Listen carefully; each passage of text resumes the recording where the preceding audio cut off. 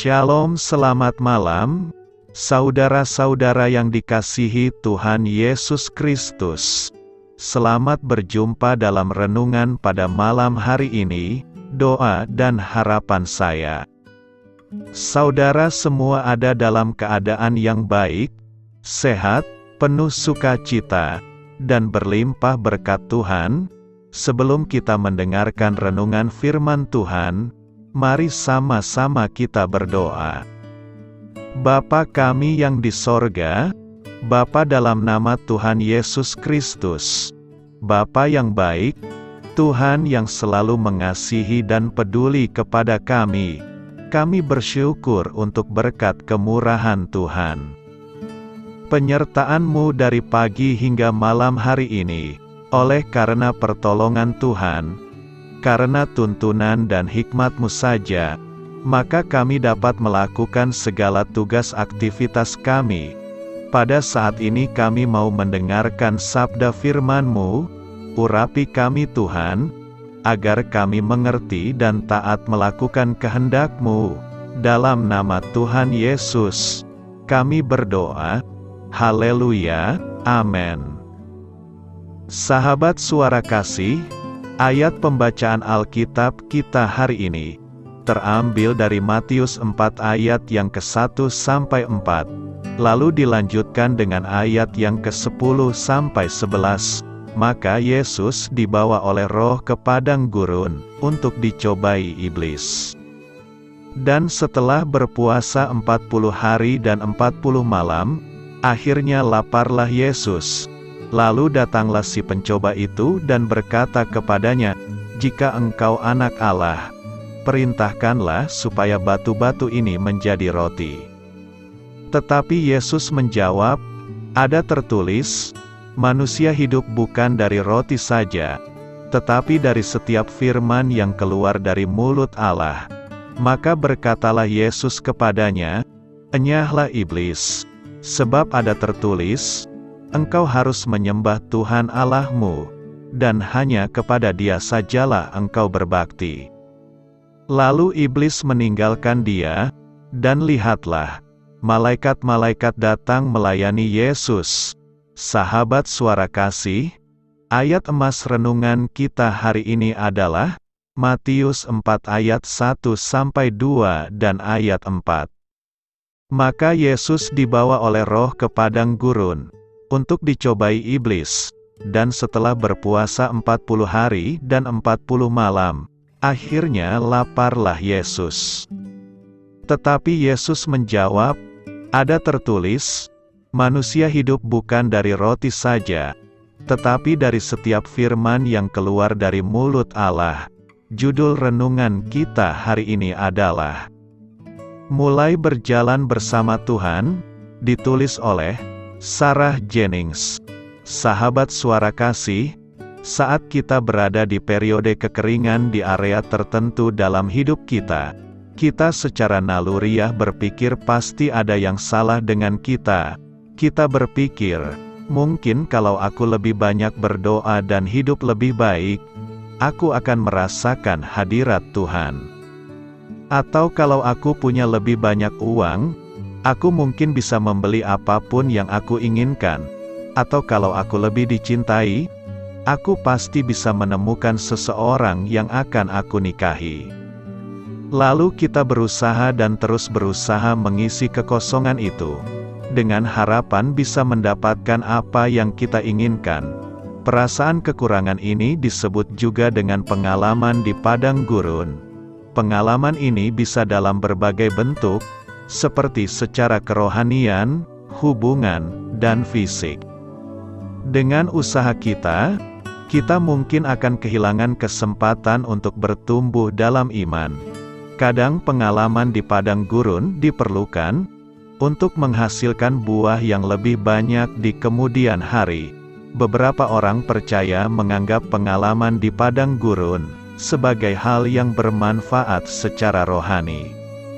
Elizabeth Lesur, seorang ibu rumah tangga kelas atas asal Perancis, di awal abad ke-20, menghabiskan banyak waktu di padang gurun hubungan dan kerohanian, selama pernikahannya dengan sang suami, yang mengaku ateis.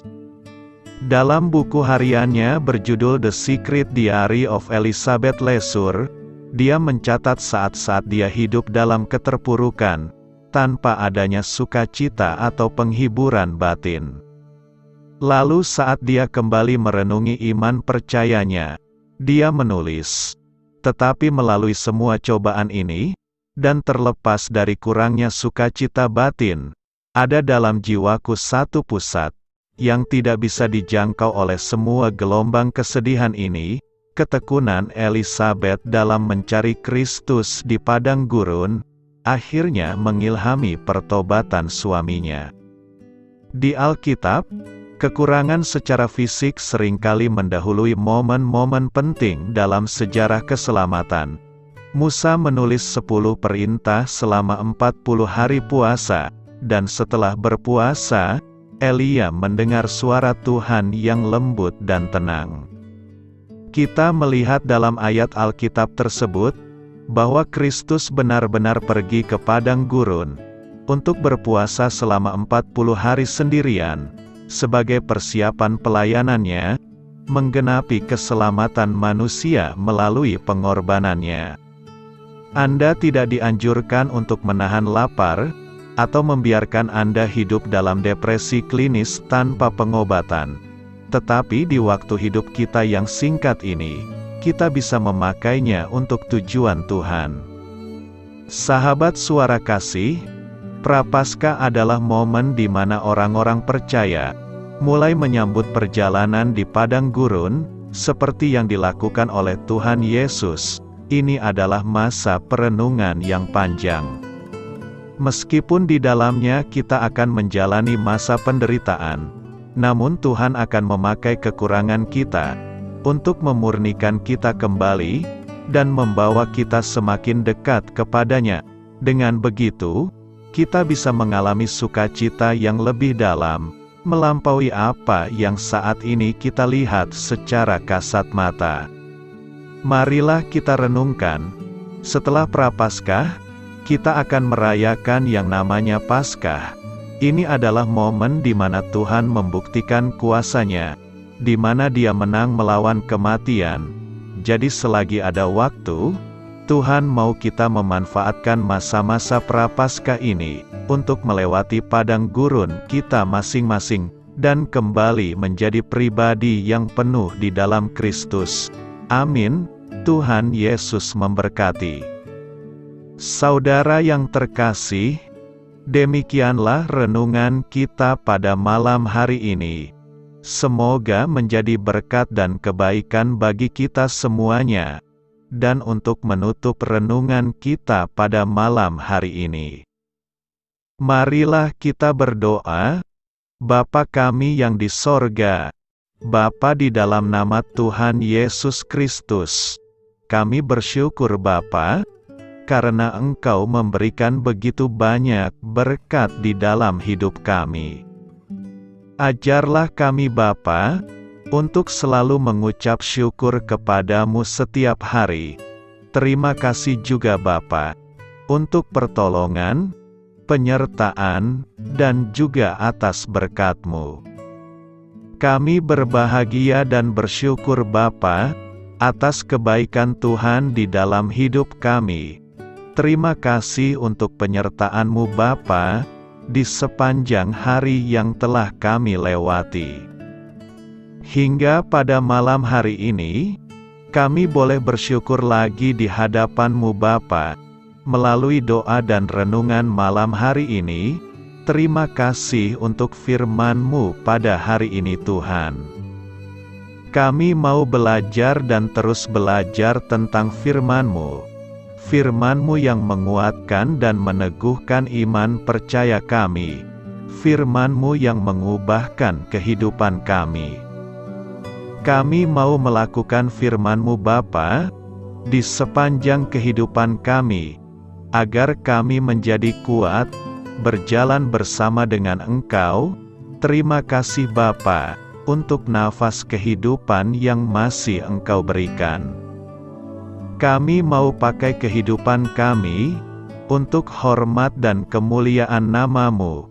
Kiranya Engkau selalu memberkati hidup kami, keluarga kami, sanak saudara kami, daerah tempat tinggal kami, bangsa dan negara kami, pemerintah-pemerintah kami. Biarlah semuanya dalam perlindungan-Mu Bapa, dan jadilah sesuai kehendak-Mu yang terbaik di dalam hidup kami.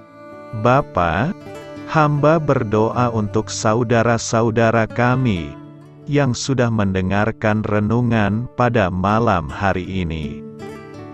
Biarlah yang saat ini sedang mengalami sakit penyakit, pergumulan masalah, kebutuhan ekonomi, kiranya Engkau jamah, sembuhkan dan pulihkan kehidupan mereka.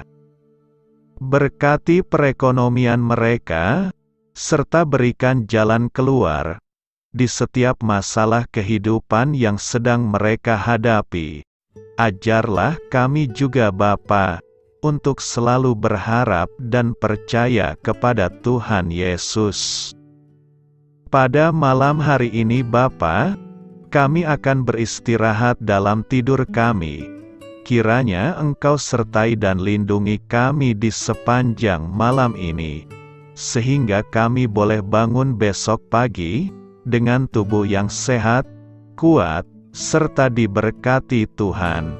Terima kasih Bapa, inilah yang menjadi doa dan permohonan kami.